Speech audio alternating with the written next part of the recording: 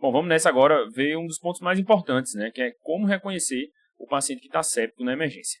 A sepse, só para retomar aqui a definição, é uma disfunção orgânica potencialmente fatal causada por uma resposta exacerbada, uma resposta inflamatória exacerbada do paciente, do hospedeiro, causada por uma infecção.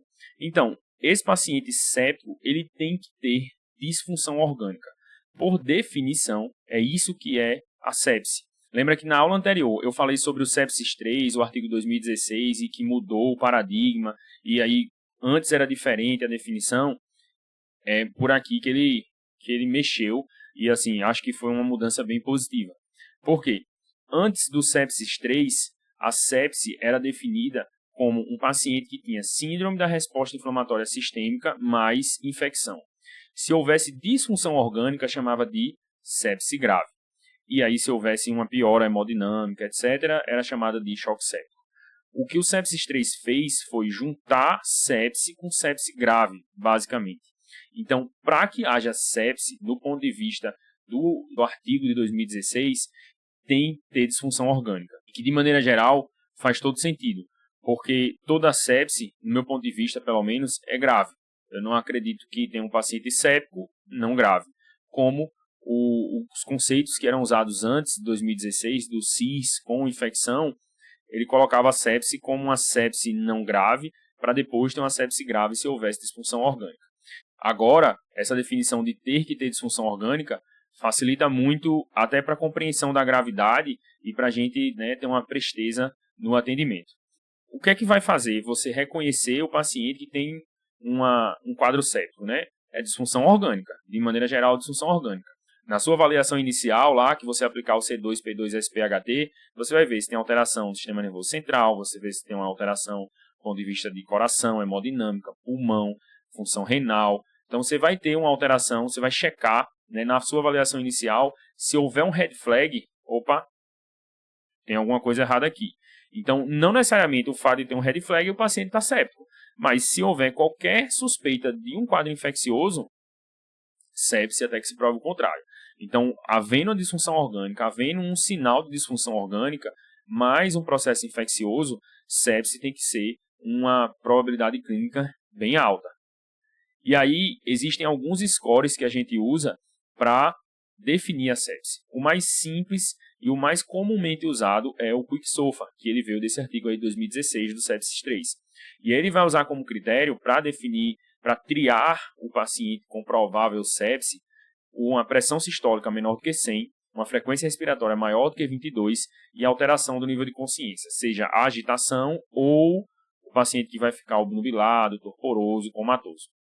Em alguns lugares você pode encontrar o Glasgow, né? Se você for fazer uma busca na internet, pode alguém usar o Glasgow.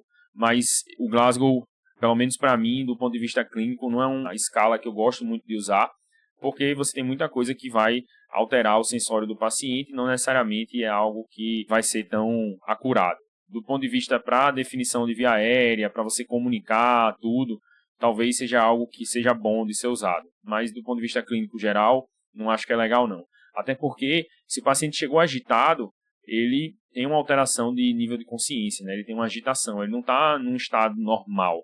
Então, é importante que você não considere o Glasgow como rebaixado, mas uma alteração do nível de consciência. Ou um nível de consciência já rebaixado, mas sonolento, um delírio hipoativo no idoso, alguma coisa do tipo, ou até um delírio hiperativo, né? O paciente é agitadão, né? Ele não está agoniado, e aí ele vai entrar também, vai preencher esse critério. O score que a gente usava antes de 2016 era o CIS, a Síndrome da Resposta Inflamatória Sistêmica. E aí usam 4 critérios, dentre eles critérios que tem laboratório. Então isso aí, de certa forma, atrapalha um pouco caso seu paciente só preencha um ponto, porque no QuickSOFA você precisa de 2 pontos desses 3, você precisa de 2 alterações dessas 3 para que haja uma triagem positiva, né? Passou no teste para você aplicar o SOFA, que é o score que você vai precisar de exame laboratorial, você vai precisar de mais informações do paciente para você predizer gravidade. Já no CIRS, a gente tem o score praticamente todo de beira de leite, mas já tem um critério de laboratório. Então, isso aí era uma crítica que existia na época, porque pode ser que demore, né? Da mesma forma, você precisa de 2 desses 4. Porém, se você observar bem, ele é bem menos criterioso assim, para pontuar o paciente.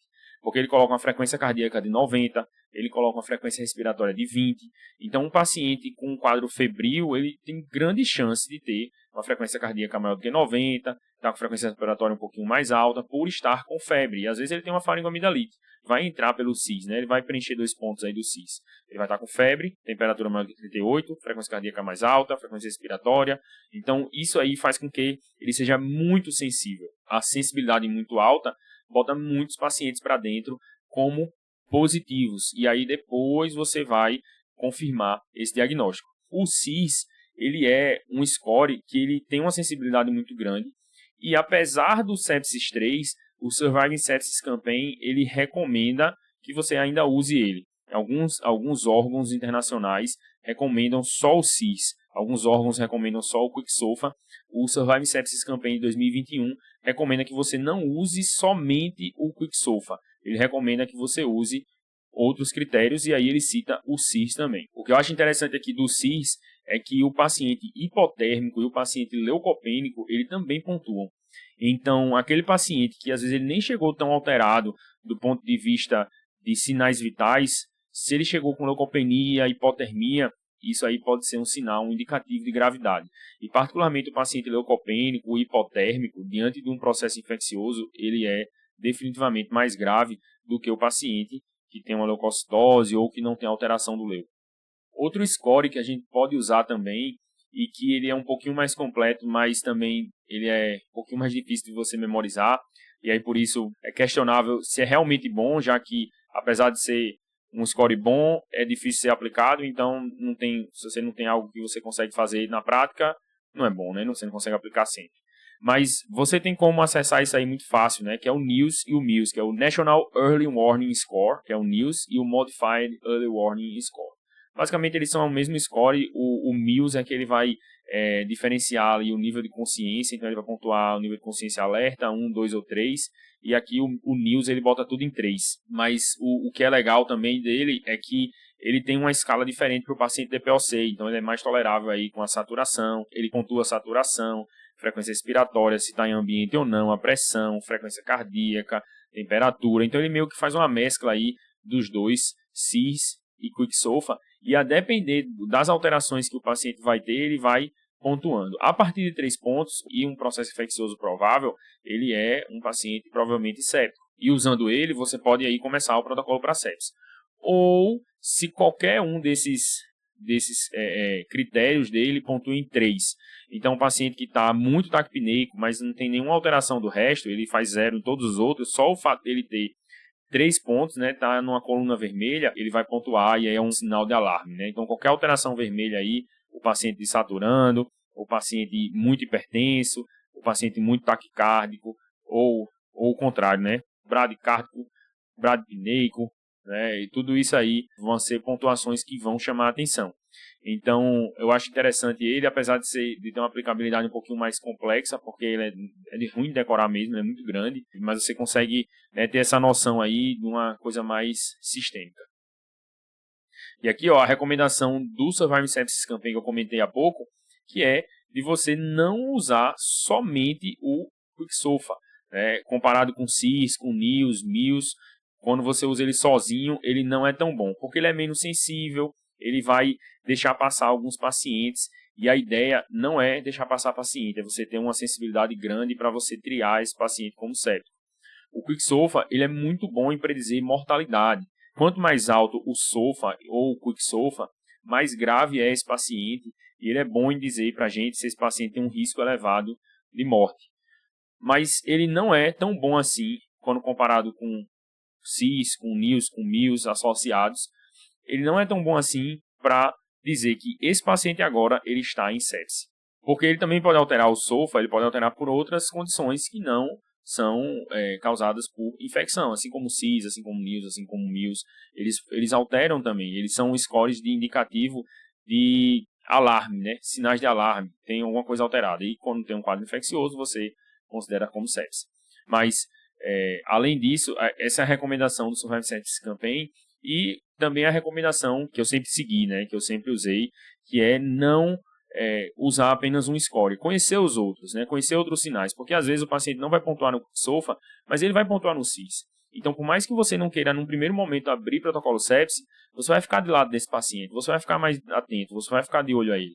Porque ele não abriu o Quicksolva, digamos que você confie mais no Quicksolva, mas ele no CIS ele está pontuando. Então, poxa, tem uma coisa errada aqui. Isso aqui não está normal. Então, você precisa ter uma avaliação global do paciente.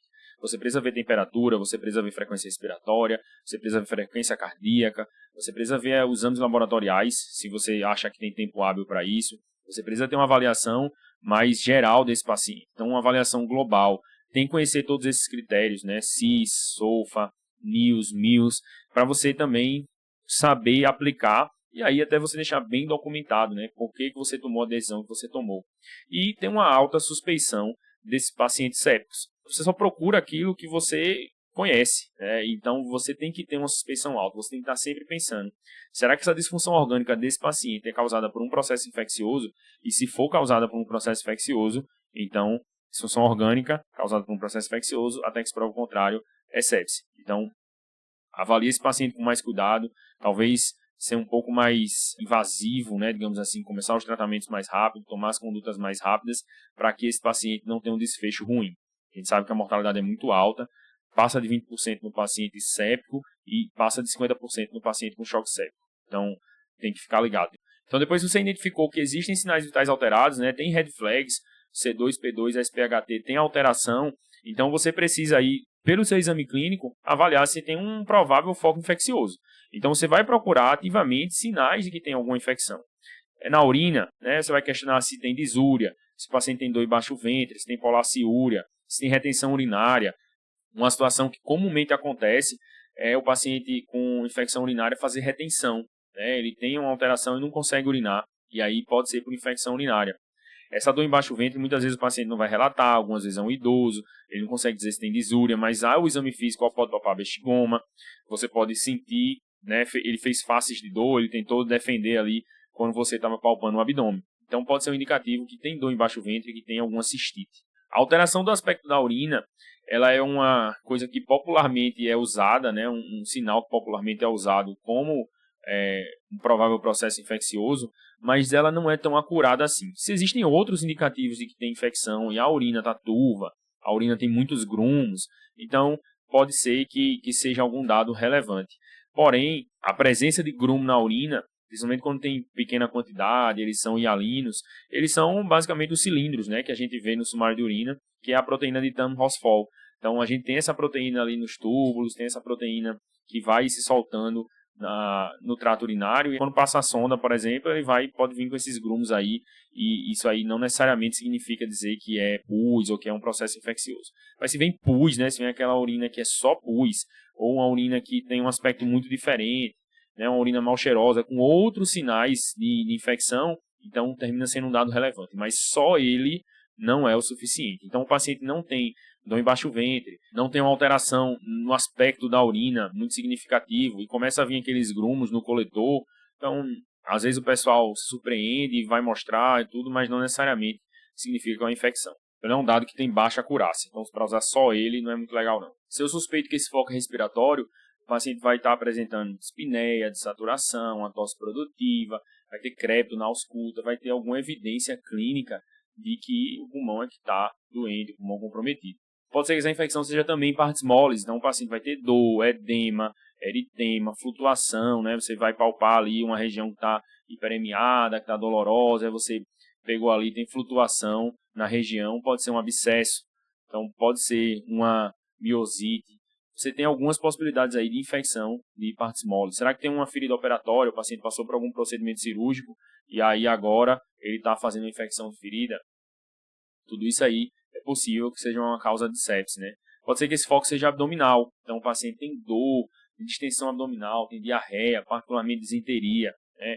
Fezes com muco, com presença de sangue, uma frequência evacuatória muito grande, dor logo antes de evacuar, muito desconforto. Então, esse paciente tem vômito, ou fez algum procedimento cirúrgico, essa infecção ela é do trato gastrointestinal ou ela é intraabdominal. O paciente é hepatopata, com ascite. Será que ele tem uma PBE causando um quadro séptico nele? Tudo isso são fatores que você vai pesquisar ativamente na hora do exame clínico, né? Quando você suspeitou que pode ser um quadro sério. Se esse paciente já está internado, né, e está em alguma unidade, ou por alguma razão ele tem um catéter, faz HD, por exemplo, aí tem flogose na região do catéter, tem saída de secreção purulenta, ou tem um relato que sempre que vai para hemodiálise ele faz febre, pode ser que ele tenha uma infecção de corrente sanguínea associada a esse catéter. Então é importante ficar ligado nisso aí. Ou, por exemplo, paciente com dor articular, o edema, eritema, só que ele vai ter limitação do movimento. Pode ser uma artrite séptica, paciente que vai ter febre. Tipicamente, o paciente com artrite séptica ele tem essa descompensação e é bem marcante assim o achado inflamatório na articulação do paciente. Então, acabamos de ver aí como reconhecer o paciente séptico, né? Então, procurar ativamente o provável foco infeccioso e se houver uma suspeita diante de alterações clínicas, de red flags, né, de alterações ali de Quick-SOFA, CIS, NIOS, MIOS, você vai precisar definir esse paciente como séptico e, a partir daí, tomar algumas condutas e ter algumas definições que umas vão precisar ser um pouco mais rápidas, outras podem ser um pouco menos, mas é sempre necessário que seja bem ágil, que seja bem rápido as definições. Então, você não pode perder tempo. Então, no próximo vídeo, vamos falar sobre que condutas são essas. O que é que você precisa fazer no paciente com sepsis.